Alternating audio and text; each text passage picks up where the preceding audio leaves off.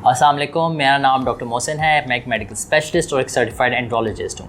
आज हम जिस टॉपिक पे बात करेंगे वो टॉपिक है फैटी लिवर या जिगर के ऊपर चर्बी जमा होना। सबसे पहले बात करेंगे कि फैटी लिवर क्या होता है।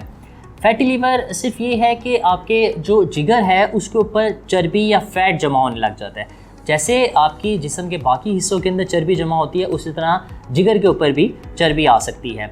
और जिस तरह के पेट के ऊपर चर्बी आ जाती है उस तरह जिगर के ऊपर भी चर्बी आ जाती है इन मरीज़ों के अंदर, तो उसको हम फैटी लिवर कहते हैं। अब वो फैटी लिवर करता क्या है कि वो जो चर्बी है वो जिगर के अंदर जाके थोड़ी बहुत सोजिश कराना शुरू कर देती है, जिसकी वजह से सारे मसले आना शुरू हो जाते हैं इस तरह के मरीज़ों को। अब हम बात करते हैं कि फैटी लिवर की कितनी टाइप्स होती हैं।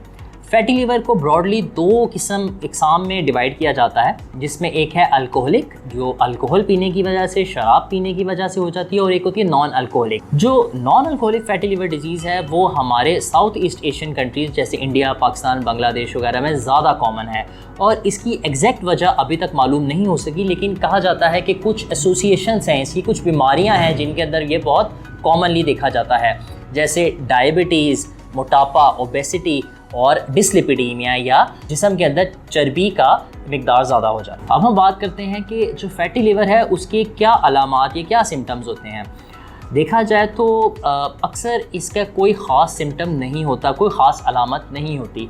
मरीज़ वैसे ही अपना कोई अल्ट्रासाउंड करवाता है पेट का, तो उसमें उसको पता चलता है कि उसके जिगर पे चर्बी है, या वो रूटीन टेस्ट करवाते हैं अपने, तो LFT के अंदर या जिगर का जो टेस्ट है उसके अंदर थोड़े से जिगर के जो टेस्ट हैं वो बढ़े हुए आते हैं, तो जिससे अंदाज़ा होता है और डॉक्टर तशख़ीस करते हैं कि ये तो फैटी लिवर की वजह से है। अब हम बात करते हैं कि अगर आपको फैटी लिवर की तशख़ीस हो गई है तो इसके अलावा आप कौन से टेस्ट करवा सकते हैं।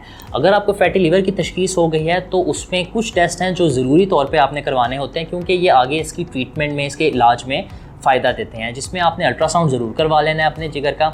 इसके साथ साथ आपने जिस्म के अंदर जो चर्बी की मिकदार है, जिसको फास्टिंग लिपिड प्रोफाइल है, उसको ज़रूर करवा लेना होता है। इसके साथ साथ आपने HbA1c, जो आपके पिछले कुछ 3 महीने के अंदर शुगर का जो आपके जिस्म के अंदर लेवल है वो बता देता है, वो ज़रूर करवा लेना होता है। तो ये कुछ टेस्ट हैं जो कि आप करवा लेते हैं जब आपको फैटी लिवर या जिगर पे चर्बी की तशख़ीस होती है। अब हम बात करते हैं कि अगर आपको जिगर पे चर्बी या फैटी लिवर की तशख़ीस हो गई है तो इसका इलाज कैसे करना है। इसका जो ट्रीटमेंट ऑफ चॉइस है और सबसे बेहतरीन इलाज है वो है वेट लॉस करना। कोशिश करें कि अपना वज़न 5 से 7% सारे बॉडी वेट का कम करने की कोशिश करें। इसके अलावा अगर आपने कुछ मज़ीद अपने टेस्ट करवाए हैं, उसमें आपके जिस्म के अंदर चर्बी ज़्यादा हुई है तो उसकी कुछ अद्वियात हैं उसको कम करने के लिए। अगर आपको डायबिटीज़ है तो डायबिटीज़ को अच्छा कंट्रोल करना है, और यही इसका इलाज है। कोई बहुत ज़्यादा ऐसी दवाई तो नहीं बनी अभी जो आपके जिगर के ऊपर से चर्बी उतारे, बस एक ही इलाज इसका सबसे ज़्यादा कॉमनली किया जाता है, वो होता है वेट लॉस का। अब हम बात कर लेते हैं कि अगर फैटी लिवर का इलाज ना किया जाए तो क्या कॉम्प्लिकेशन हो सकती हैं।